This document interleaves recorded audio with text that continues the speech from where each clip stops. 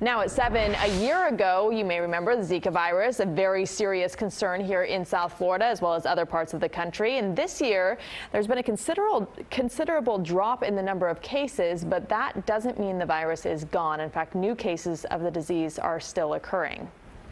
And now today, major developments in the fight against Zika. A researcher at the University of Miami Miller School of Medicine, in a collaborative effort, has found a drug cocktail that has prevented Zika in primates. Now, joining us to talk more about this discovery is Dr. David Watkins from the University of Miami Miller School of Medicine. Thank you very much, Dr. Watkins, for being here. Thank you for inviting me. And tell us about this drug cocktail. So the biggest problem with Zika infection is when a pregnant woman gets infected with Zika. And that individual will have a 40% chance of having fetal developmental problems. So this is a really serious issue for pregnant women, as we know.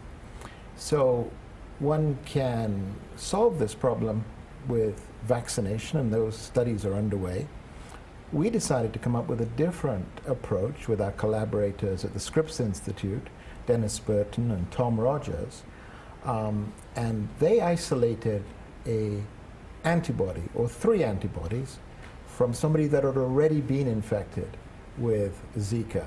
They grew them up in the lab, and we tested them in monkeys, the most relevant animal model for humans. So we gave 4 monkeys this cocktail of antibodies, and we had 4 monkeys that were given a placebo.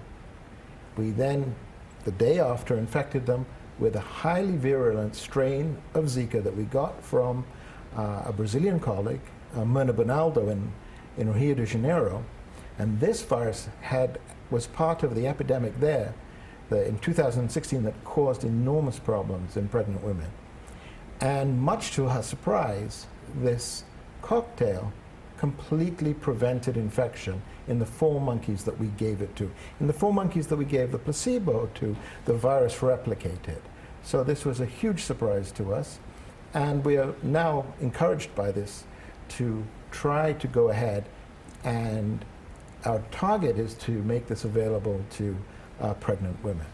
And it's such a scary disease and so mysterious, especially here in South Florida, for women who may be thinking about getting pregnant or women who are pregnant, as well as the rest of the population. So what does this mean now that it's been successful in primates? How close is that to helping humans? So what we need to do now is that we need to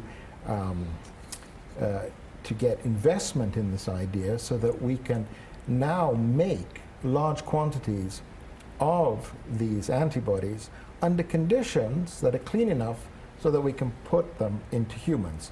So we then need to test that these antibodies, these drugs, will work in humans. So that's the next step. And, you know, I'm cautiously optimistic, although I never like to make forecasts, that maybe in 2 to 3 years we might be able to offer this to women living in a Zika endemic area, or when there's an epidemic of Zika and women are planning to get pregnant. So you're really looking at how many years, did you say? Optimistically 2 to 3. That's fantastic. But you're very cautious not to use the word cure, is that correct? Oh, always very cautious in science, because something that works in monkeys doesn't necessarily mean it'll work in humans. And you need to have enormous respect for this virus, which we still don't fully understand. Okay, but very encouraging news, right? I mean, what was the reaction when you first realized how effective it was? Well, my reaction was one of complete surprise that an experiment of mine had worked. But it's very rare that one gets such clear-cut results in science, especially when one is dealing with non-human primates. Dr. David Watkins from the University of Miami, thank you very much, giving a lot of folks hope about this very scary and mysterious disease. Thank you very much.